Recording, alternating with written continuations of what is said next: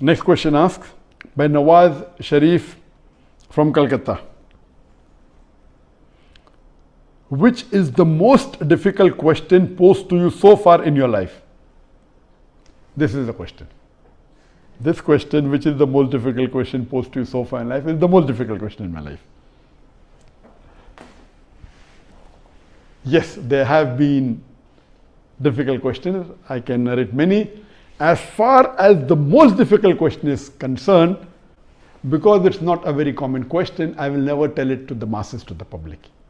Because such questions are so difficult, so attacking, and if it's not common, why should I make it public? Alhamdulillah, I have the answer, and Allah helped me. It's through Allah's help I got the answer. This I only discuss with the scholars and the fuqahas. And I asked them, what is the answer? And I've asked this to maybe 50 or 100 people who are scholars and people of knowledge. And unfortunately, the most difficult questions have not been answered because of the intricity, not because of the knowledge based, it is the intricity of the question.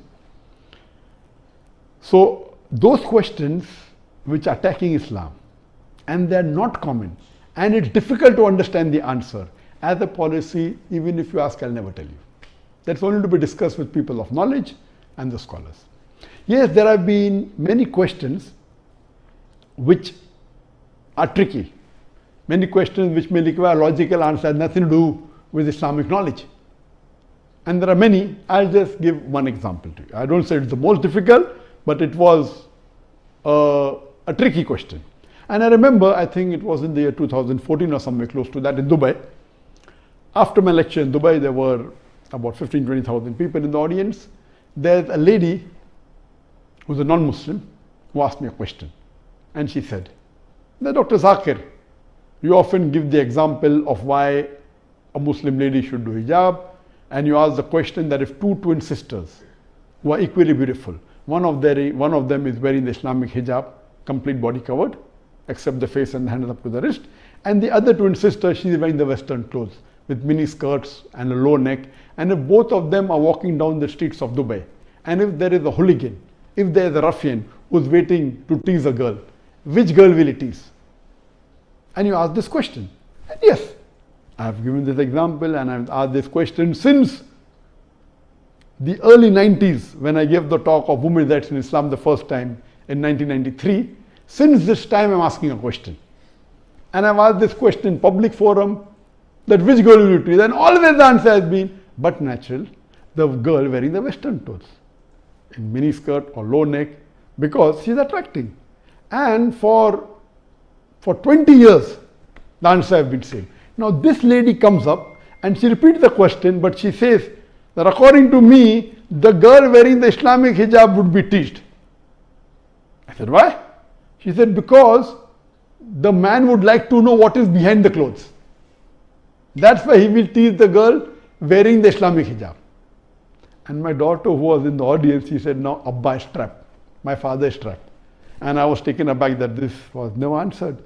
So what I say, these type of replies are mainly devilish replies to try and trap. But Alhamdulillah, in such situation, Allah is the one who always helps. I got up and I said, okay, sister has asked a very good question, and I continued the question. And I said, though I disagree. So this was a question asked, now hear my answer. I said, I disagree with your answer. It's an illogical answer. But if you agree that your answer is correct, then why are you wearing clothes? If you don't want people to be clothes, you should take off your clothes. And believe me, that woman was so embarrassed, and that was a very good slap to her reply, to her question, which was a devilish question. She went back and she sat quietly. So these types of questions by non-Muslims who come to attack you, it has got nothing to do with Islam. My answer was logical. But what I told, okay, I disagree with your answer, but if you agree with your answer, why are you wearing clothes? And she was wearing clothes. I said, why are you wearing clothes? And so these type of questions, the answer should be with hikmah.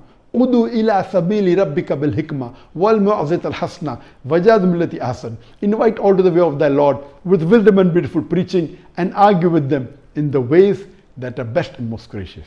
So such type of questions are many. Inshallah, if you see my videos and see my question answer session, you will find many of such questions.